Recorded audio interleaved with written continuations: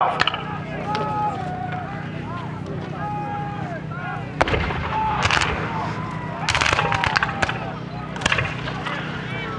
you folks have noticed that the Union Army has sent skirmishers out in front of their line. Usually 1/10 of a regiment, a company, was sent out ahead of the main body. Their design is to draw fire from the enemy, thereby locating the enemy's position and strength. Kind of serves as a tripwire to the approach of the enemy and gives your supporting infantry, your main body, some warning of the approach of the enemy.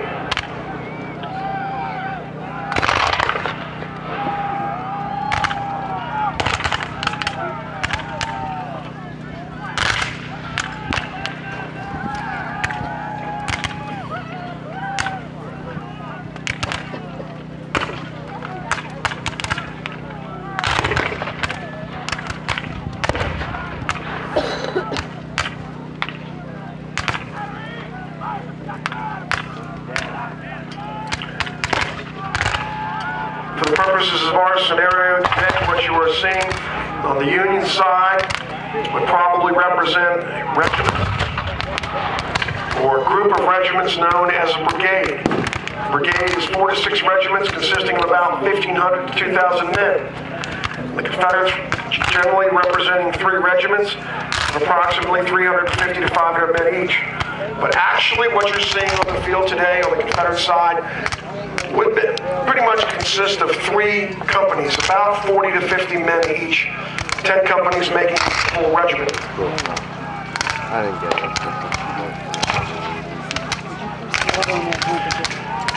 Companies are commanded by captains, assisted by lieutenants. Regiments are commanded by colonels, seconded by a lieutenant colonel and a major.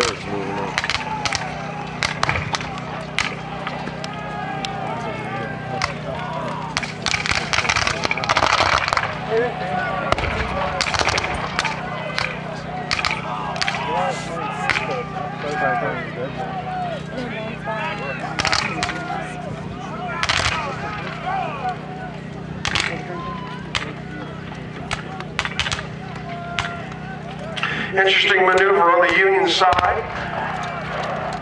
Somewhat coming out of a column formation, as you might see, as an army approached on a road, then beginning to fan out in battle formation. Very difficult maneuver, particularly under fire.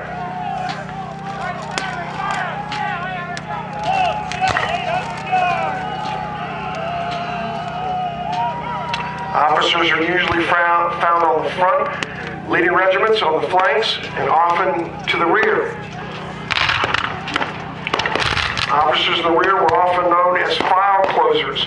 If someone were to lose heart and think about turning around and retreating, quite often they would feel the flat edge of the sword across their back.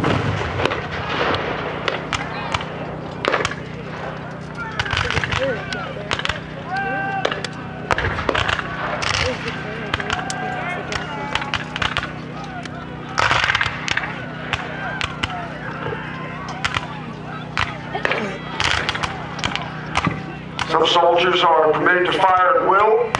See that somewhat on the far side of the Confederate line. Other Confederates, as you just saw in the middle, firing by file, one after another in line, and other times the entire line fires at once, known as a volley. Different firing styles designed to produce different effects on the battlefield.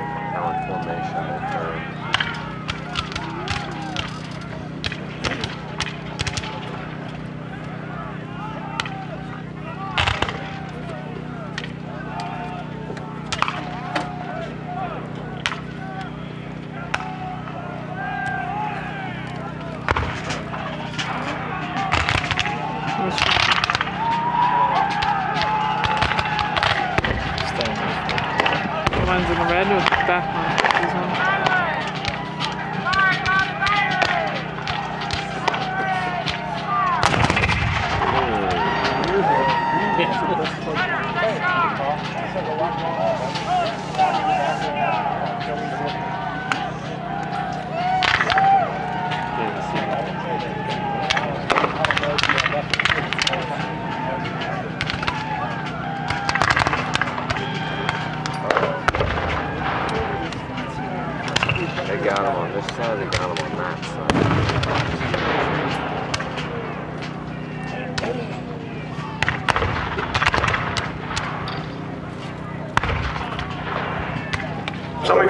notice behind the Union lines, there's a vehicle back there. That's an ambulance to evacuate the wounded.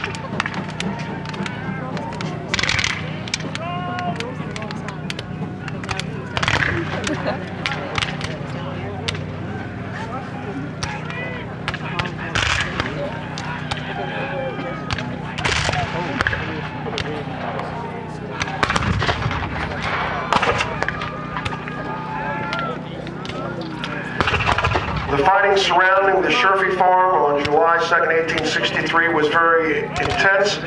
Many of the wounded men fighting in and around the barn crawled or found their way somehow into the barn. Sadly, the Sherfy barn, the original barn, was struck by an artillery shell, caught on fire, and was destroyed.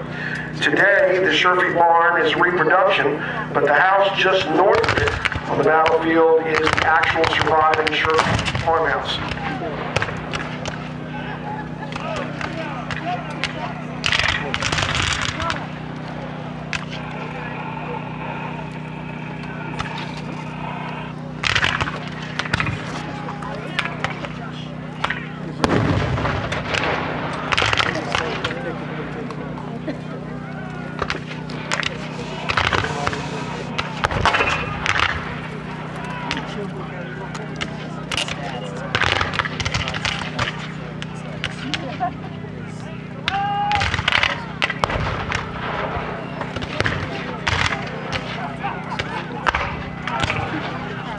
If you look very closely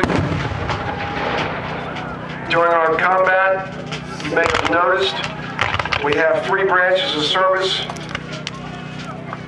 participating. The horse soldiers tend to have gold or yellow trim, identifying them as cavalry. You may notice very clearly that the cannoneers have red trim, red shirts, red hats, red piping along the uniforms. Red is the color of the artillery, the cannoneers. And the infantry trim is light blue for the foot soldiers.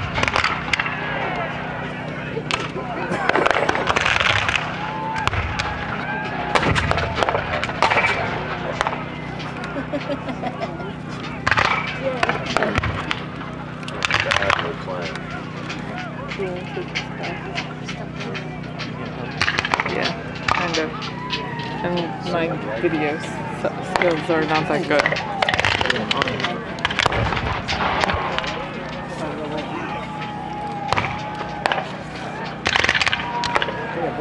Union soldiers are not going to get, are they?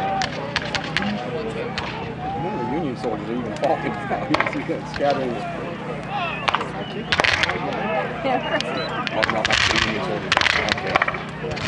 You know, it's getting tired.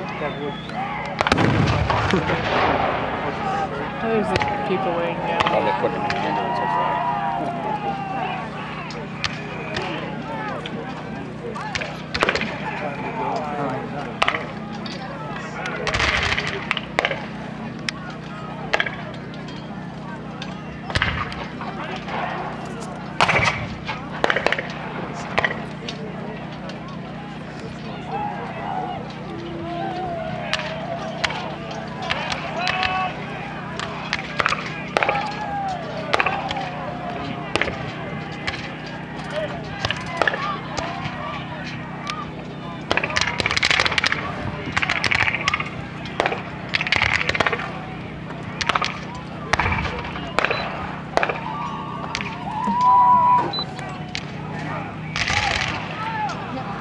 Eventually, the pressure on the Union line at the Peach Orchard, coming from 2 directions, is too much for the Union forces, and they begin to give way and retreat back to the east, back to Cemetery Ridge, where they had advanced from. At the end of the day, Union forces advanced to the Peach Orchard. 10,000 of them would return to Cemetery Ridge with half as many men as they had advanced with. And many of the ones that returned to Cemetery Ridge were disorganized.